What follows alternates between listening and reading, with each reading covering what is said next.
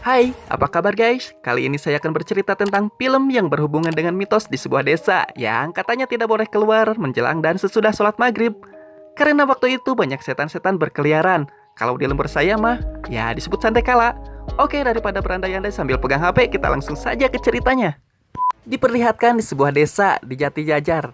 Ada tiga bocah yang sedang asik bermain di lapangan. Mereka ada Wati, Karta, dan Derajat. Sore itu terdengar suara azan maghrib berkumandang. Wati mengajak kedua temannya untuk pulang. Namun karena Karta dan Derajat masih asik bermain, mereka menolak ajakan itu. Wati pun langsung memilih pulang sendiri. Ketika asik bermain, sayangnya tongkat kecilnya yang dia pakai untuk bermain terlempar jauh ke hutan. Terpaksa Karta harus mengambilnya. Beralih ke Wati. Waktu di pertengahan jalan saat melewati hutan, sesuatu menarik tubuh Wati.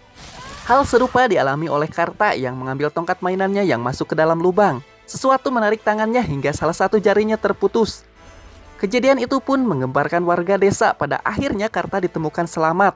Sementara Derajat tewas dan Wati juga sendiri menghilang entah kemana. 30 tahun kemudian kita diperkenalkan dengan tiga orang bocah yang bernama Adi, Saman, dan Ayu.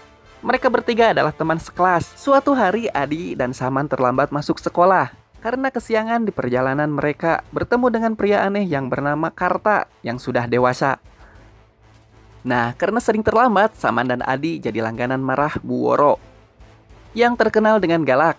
Setelah pelajaran selesai, mereka pun dihukum Bu Woro. Berbeda dengan Ayu. Ayu ini merupakan siswi pintar murid kesayangan Bu Woro. Sialnya lagi, Saman juga lupa mengirimkan madu ke warung Pak Marto, yaitu ayahnya Ayu. Padahal uang hasil penjualan madu tersebut dibutuhkan untuk memenuhi kebutuhan keluarga Saman sehari-hari.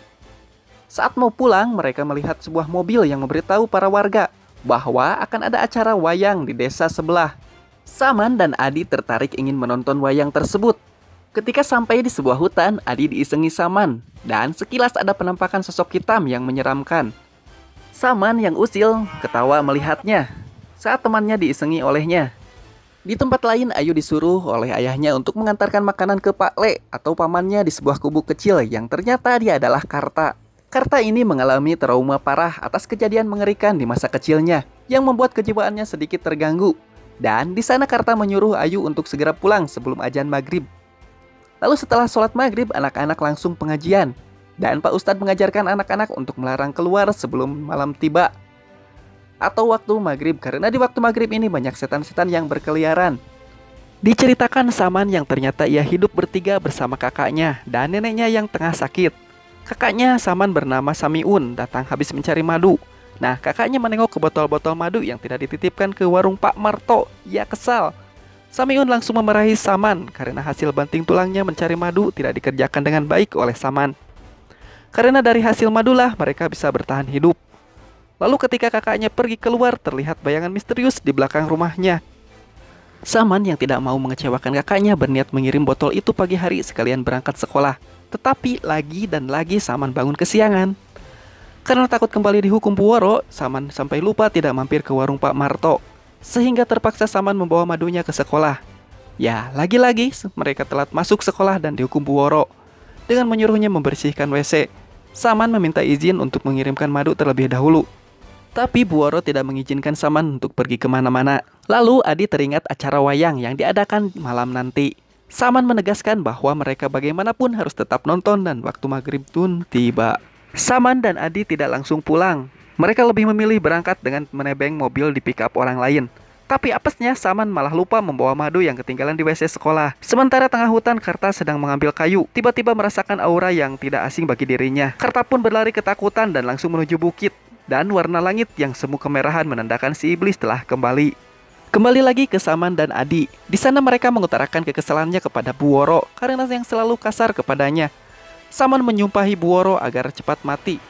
Anehnya di waktu bersamaan Bu Woro yang baru pulang di rumahnya diteror oleh iblis sehingga akhirnya ia pun meninggal dunia. Saman dan Adi di tengah perjalanan, sesuatu menabrak mobil itu. Dan sekilas ada sosok hitam di depannya yang dilihat oleh Saman. Ketika sudah mengecek kondisi mobil, ada dua orang warga memberi kabar buruk bahwa Bu Woro sudah meninggal. Mereka yang mendengar kabar itu langsung terdiam karena Saman sudah mengucapkan sumpah yang seharusnya tidak diucapkan olehnya. Alhasil mereka pun langsung memutuskan pulang kembali ke desa dan pergi ke rumah Bu Woro. Keesokan harinya mereka melayat ke rumah Bu Woro. Di sana Saman seperti merasa bersalah karena ucapannya. Dan ketika menoleh ke jasad Bu Woro, tiba-tiba jasad Bu Woro melotot ke arahnya. Tapi itu cuma halusinasi saja. Dan ketika mayatnya akan diangkut ke ambulans, lagi-lagi Saman mengalami hal-hal aneh. Sejak kejadian itu, Saman yang masih merasa bersalah menjadi pendiam dan tidak banyak keluar rumah. Malam harinya Saman yang sedang beres-beres di rumahnya merasakan sesuatu yang aneh. Ya, ternyata itu adalah roh Bu Woro yang datang untuk meneror Saman. Hal itu juga dirasakan oleh neneknya. Dan tiba-tiba sosok Bu Woro yang menyeramkan muncul di hadapannya. Saman yang pergi ke WC terkejut karena sosok iblis yang membunuh Bu Woro. Sosok hitam itu melayang ke atas dan akhirnya Saman dirasuki oleh iblis tersebut. Sementara itu, Ayu diminta ayahnya untuk menemaninya menjemput guru barunya yang bernama Bu Ningsih. Bu Ningsih sengaja dijemput warga karena datangnya yang sudah larut malam. Lalu beliau memperkenalkan diri dan memulai mengajar besok yang menggantikan Bu Woro. Di sana juga ternyata ada Karta yang sedang memperhatikannya dari jauh, seperti merasakan sesuatu. Keesokan harinya Bu Ningsih mulai pertama mengajar di SMP Jati Jajar. Karakter Bu Ningsih ini sangat lembut, malah adik yang terlambat pun diperbolehkan duduk oleh Bu Ningsih. Sementara di warung Pak Marto, Samiun yang baru pulang bekerja bermaksud ingin mengambil uang setoran dari hasil madu. Tetapi Pak Marto tidak kasih uang sepeser pun. Itu karena barangnya sudah lama tidak dikirim oleh Saman. Samiun yang benar-benar marah berniat ingin menyiksa adiknya, yang di sana ternyata sudah dinanti kedatangannya oleh Saman. Saman yang kerasukan dengan sadis menghabisi kakaknya sendiri.